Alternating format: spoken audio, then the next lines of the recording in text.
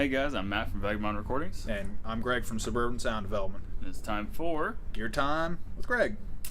that guy. Yeah.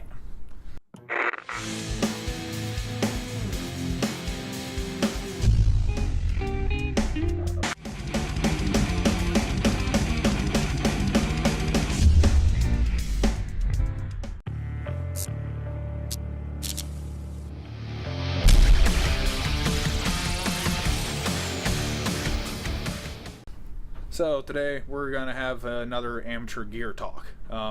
Today's topic is more or less the upgrade order. What items you would want to purchase first to improve your tone. So we're going to take you from bedroom jamming, whatever, up to a certain point, because that's kind of just what we know. If you are like a complete beginner, novice, etc., literally don't even have a guitar yet, starter packs, they're an okay way to go, but personally I'd recommend trying to just go used. There's always a surplus of things at places even as big as Guitar Center, but Used Go Round is a really great store that you can find decent used gear at. Sometimes it's a little abused, but buyer beware, I guess. Just go through things as best you can. Typically the staff is helpful and knowledgeable for the most part. Yeah, I'd probably shy away from eBay for a first instrument because you can't always trust the condition they say it's going to be in, and if you don't know anything about guitars, you don't know what that condition's supposed to be. Try before you buy is probably my biggest and best recommendation for your first anything, really, because if it doesn't feel comfortable to you, you're not going to enjoy playing it, so you're going to play it nearly as frequently as you need to improve and progress. Which brings up a point that I feel very strongly about, is finding an instrument that kind of fits well with you. It feels well to you, even if you don't know what you're doing. There's always a way to tell, like when you just start plucking around on something, if it's going to feel comfortable. Right. Well, because there are a million and one different, like if we're just speaking specifically about guitar or bass even, there's so many different just shapes of neck. And the scale affects things, and depending on your stature, maybe a smaller scale feels better, or if you're my size and you don't want a short scale anything, most likely. Yeah, or if you have tiny hands. Right. Like Dimebag Darrell hands. That guy had tiny little girl hands, but he shredded. You can too. So that's kind of where you end up in the beginning for an instrument. If you're looking for an amp, again, probably used. Pluck around in the store. Right. Sometimes maybe you can get the sales associate to try it out for you so you can kind of hear how it sounds. Right, because a lot of the times, like, they are out to make a sale, which is good and bad, because basically they're going to sell you what they think is good. So if they can, portray like why this amp is decent, at least, for a starter amp, then there's got to be some kind of merit to it. Right, and it's probably going to end up being a combo.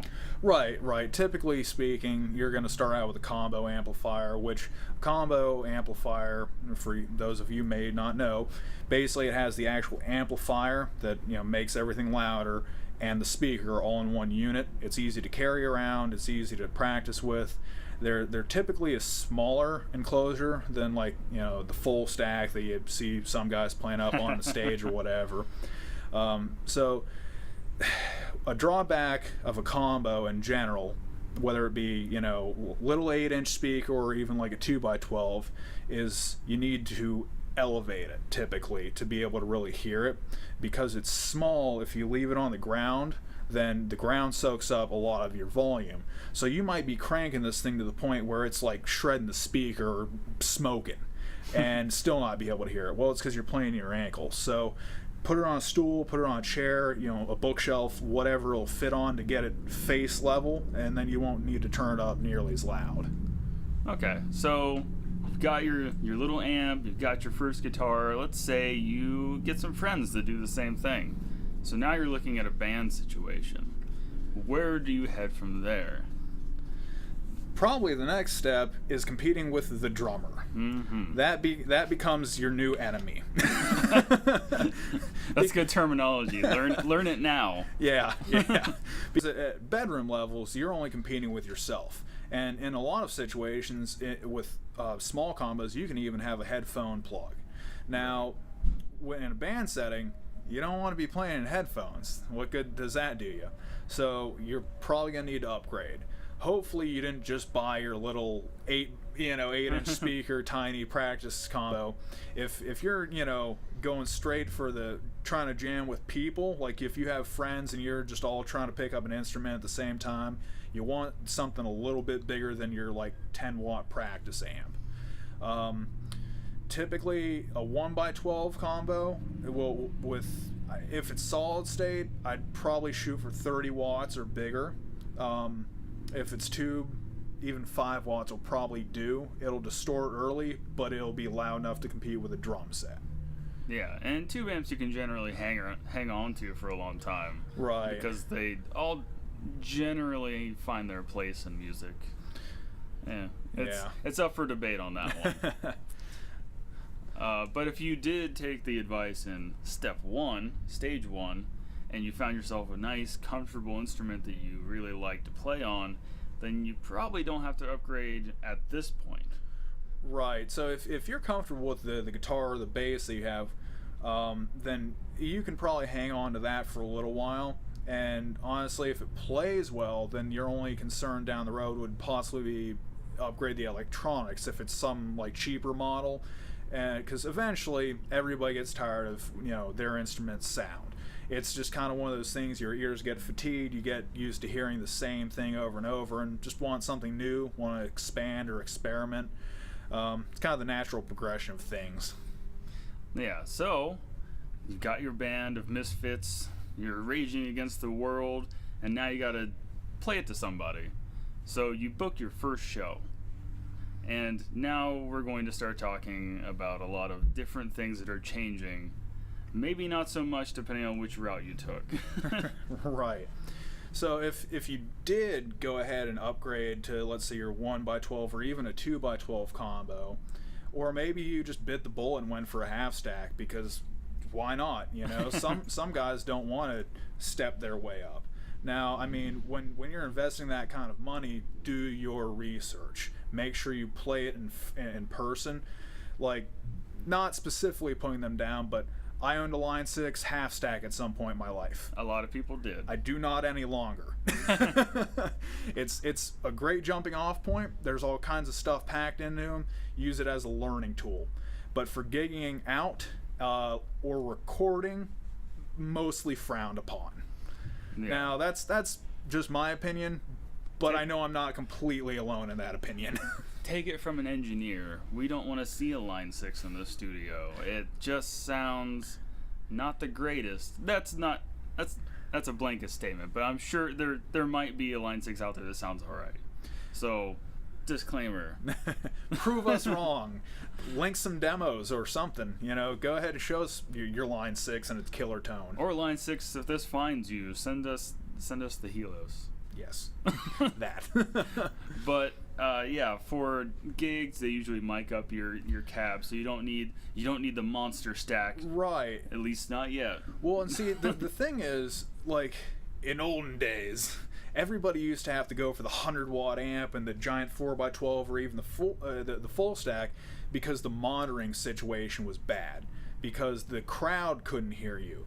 Well, now most venues, unless you're doing like a high school graduation party, might not have the greatest setup, so then you might need a bigger amp. But in a typical venue setting, they'll have a mixer and sound support in some way, whether it's just 2 monitors on stands or what have you. There's going to be something to reinforce it. So if they're going to mic your amp up, a 1x12 was really all you need. And there are a lot of touring bands that'll get by with just a 1x12.